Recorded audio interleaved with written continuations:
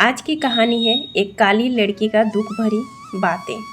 तो चलिए शुरू करते हैं। मेरे पत्नी को मेरी माँ पहले से ही बोल दी थी कि गलती से भी मेरा पत्नी सुबह मेरा छोटी बहन का रूम में नहीं जाए। मेरा छोटी बहन 7 महीने की प्रेग्नेंट है। इस हालत में उसके साथ कुछ खराब व्यवहार ना हो जाए, इसलिए मेरा छोटी बहन को अपने पास लाकर रखी है मेरी माँ। उस दिन सुबह छोटी बहन की चीखने की आवाज़ सुनकर मेरा नींद खुल गया, तो मैं जल्दी से अपनी बहन के रूम में गए। सोचे थे उसके साथ कोई दिक्कत तो नहीं हो गई, इसलिए मैं जल्दी से दौड़ कर गए। मैं उसका कमरा में जाकर देखा कि मेरा छोटी बहन मेरा पत्नी को बोल रही है, मैं आपको कितना बार बोले हैं कि सुबह सुबह मेरा रूम मत आना। सुबह उठकर आपकी चेहरा देखते हुए तो मेरा दिमाग खराब हो जाता है।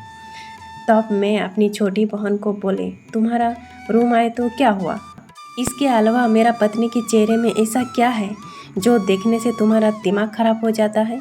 मेरा छोटी बहन बिना कुछ बोले चुप हो गई। दूसरी रूम से तब मेरी माँ आकर बोली, सुबह उठकर अलक्ष्मी का चेहरा देखकर किसका दिमाग अच्छा रहेगा? मेरा लड़की का और कुछ दिन बाद बच्चा होगा। बच्चा होने का पहले पहले जिसका चेहरा ज़्यादा देखता है उसका जैसा ही बच्चा होगा। मैं नहीं चाहती कि मेरे बेटी की बच्चा तुम्हारा बीबी की जैसा काली हो। दुनिया के सभी लोग तो तुम्हारा जैसा मूर्ख नहीं है जो काली चमड़ी वाली लड़की से शादी करेगा। मैं अपनी माँ को बिना कुछ बोले बहन की तरफ देखते हुए बोले, मेरी माँ पढ़ी लिखी नहीं है, इसलिए वो इस अंधविश्वास को विश्वास करती है, लेकिन तुम तो इंटर पास की है, फिर भी तुम ये अंधविश्वास पर विश्वास करती है। यह बोलकर मैं अपने रूम आ गया तो मेरा पत्नी मुस्कुराते हुए मेरे तरफ देखकर बोली, आज खाने में क्या बनाऊंगी?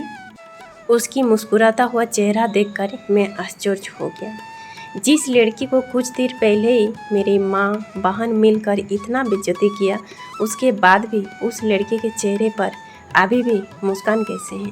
मैं अपनी पत्नी को हाथ पकड़कर बोले कि मेरा माँ और बहन की बातों से तुमको बहुत ही दुख लगा है ना? मेरे पत्नी हंसकर बोली, बिल्कुल नहीं, ये सब बातों सुनने की बहुत पहले से ही मेरी आदत है। मैं आश्चर्य होकर बोली, मतलब? तो मेरा पत्नी बोली, आपको तो छोटा 3 घटनाएं की बात बोले। कॉलेज में पढ़ते समय मेरा भी मन होता था कि बाकी सब लड़की जैसा साजने की, इसलिए एक दिन मैं बाकी सब की जैसा साड़ी पहनी और सब की जैसा ही साजी। सजने के बाद जब मैं बाहर जाने के लिए घर से निकली, तब पड़ोस की आंटी ने मेरे को देखकर बोली कि कितना भी मेकअप कर लो, काला कौवा कभी सफ़ेद बगुला नहीं हो सकती। उस दिन के बाद मेरा और कभी साजने संवरने की मन नहीं किया, क्योंकि काली लड़कियों को साजना नहीं चाहिए। एक बार मैं अपनी कुछ फ्रेंड के साथ खाना खाने के लिए एक रेस्टोरेंट में गए। सभी फ्रेंड सेल्फी ले रही थी, तो मेरा भी सेल्फी लेने का मन हुआ। तभी एक फ्रेंड मेरे को बोली कि अगर तुम सेल्फी के अंदर हो तो पूरी सेल्फी ख़राब हो जाएगी। उसके बाद मेरे को और कभी सेल्फी लेने का इच्छा नहीं हुई, क्योंकि काली लड़कियों को सेल्फी नहीं लेना चाहिए। देखने में काली है बोलकर एक के बाद एक जब शादी का रिश्ता टूट जा रहा था, कोई भी लड़का पसंद नहीं कर रहा था, तब मेरे अपनी माँ बोली थी कि ये अलक्ष्मी की जन्म देकर पाक किए, ये अलक्ष्मी लड़की कहीं जाकर मरती भी नहीं है। मेरे पापा ने बोले थे ये अलक्ष्मी मेरा आंखों के सामने नहीं आए। यदि मेरे अपने माँ मेरे को अलक्ष्मी बोल सकते हैं, तो वहाँ पर आपके माँ मेरे को अलक्ष्मी बोलने से बुरा क्यों लगेगा? जहाँ पर मेरे अपने पिता मेरा मुंह नहीं देखना चाहते हैं, वहाँ पर आपके बहन मेरा मुंह नहीं देखना चाहती है, तो मेरे को कष्ट क्यों लगेगा? सारी बातें बोलने के बाद मेरा पत्नी ने अपनी आंखों के आंसू पोंछ ली, लेकिन उसके बाद भी उसके चेहरे पर मुस्कान थी। तब मैं समझ गया था कि इस मुस्कान का पीछे कितना दर्द छुपा हुआ है। 2 महीने बाद की घटनाएं। मेरा बहन की तबीयत अचानक खराब हो गया, तब डॉक्टर के पास ले गए। डॉक्टर ने बोले तुरंत सीजर करना होगा, नहीं तो पेट की बच्चे की दिक्कत है। डॉक्टर मेरा बहन को ऑपरेशन थिएटर में ले जाने से पहले ही बोले तुरंत ओ नेगेटिव ब्लड की व्यवस्था करने के लिए। हम लोगों को पहले से पता था, इसलिए हम लोग पहले से ब्लड डोनर से बात करके रखे थे। लेकिन उस वक्त जब कॉल किए ब्लड के लिए तब वो बोले हम अभी शहर से बाहर हूँ, आप लोग पहले क्यों नहीं बोले। हम लोग जब ओ नेगेटिव ब्लड मैनेज करने के लिए बहुत ही परेशान हो गए, तभी मेरा पत्नी घर से कॉल करके बोले ब्लड के लिए टेंशन लेने की कोई ज़रूरत नहीं है, क्योंकि मेरे ब्लड ग्रुप ओ नेगेटिव है। मैं अभी हॉस्पिटल आ रही हूँ। तब मैं फ़ोन रखकर मामी के पास गया। माँ तब भगवान को बुला रही थी और बहुत ही रो रही है। मैं मामी के पास बैठकर बोले माँ, ब्लड देने वाला इंसान मिल गया है, लेकिन प्रॉब्लम एक ही है कि वो इंसान काला है।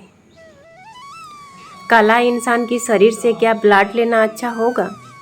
बाद में अगर बच्चा काला हो जाए तो?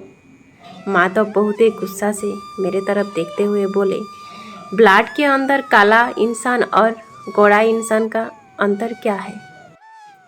गोरा इंसान का ब्लड जैसे रेड होता है, काला इंसान का भी तो ब्लड रेड ही होता है। इसके अलावा काला इंसान का शरीर से ब्लड लेने से पेट का बच्चा काला हो जाए, ऐसा फालतू बातें तुमको कौन बोला है? मैं और कुछ नहीं बोलकर मामी के पास से हट गए। मेरा पत्नी आकर ब्लड दी। उसके बाद मेरा बहन की एक लड़की हुई। दूसरे दिन सुबह में मेरे मम्मी मेरे भागनी को गोदी लेकर बैठी हुई है। बेड में मेरा बहन सोई हुई है। तब मैं मुस्कुरा कर बोले अच्छा माँ, ब्लड में अगर काला गोरा की कोई अंतर नहीं है तो चामड़ा में इतना अंतर क्यों है माँ? काला इंसान का शरीर से ब्लड लेने से कोई प्रॉब्लम नहीं है, लेकिन काला इंसान का चेहरा देखने से दिमाग खराब हो जाता है क्यों? माँ, कभी भी चामड़ा देखकर इंसान की सोच विचार की जांच नहीं करना चाहिए। चामड़ा के अंदर इंसानियत की जांच करना चाहिए। आपके इतना अपमान के बाद भी मेरा पत्नी के मन में कोई गुस्सा नहीं है। वक्त में अपने खून देकर बहन की जान बचाई है। मेरा बात सुनकर मेरी माँ चुप हो गई। छोटी बहन को बोले जो इंसान तुम्हारा इतना अपमान बर्दाश्त करने के बाद भी तुमको ब्लड देकर तुम्हारा जान बचाई है, उसको तुम अगर कभी सम्मान नहीं दे पाई तो कभी अपमान भी मत करना। अचानक से देखे दरवाजे के पास मेरी पत्नी खड़ी है। तब छोटी बहन मेरे पत्नी को देखकर बोली भाभी, आप दूर में क्यों खड़ी हैं? पास में आइए और मेरा बेटी को थोड़ा सा गोदी लीजिए। और सुनिए, मेरा बेटी की नाम लेकिन आप ही को ठीक करनी होगी। बच्चों की गोदी लेने के साथ साथ मेरा पत्नी रो दी। मेरा पत्नी को रोते हुए देखकर मेरे माँ और बहन भी रोने लगी। सबको रोते हुए देखकर मैं कैबिन से निकल गया। अनजाने में मेरा आँख पे भी आंसू आ गया। तो फ्रेंड्स, मेरा स्टोरी कैसी लगी आप लोग ज़रूर कमेंट में बताइए। अच्छा लगा है तो चैनल को सब्सक्राइब और स्टोरी को लाइक शेयर कर दीजिए। Thanks for watching. Bye bye. Take care.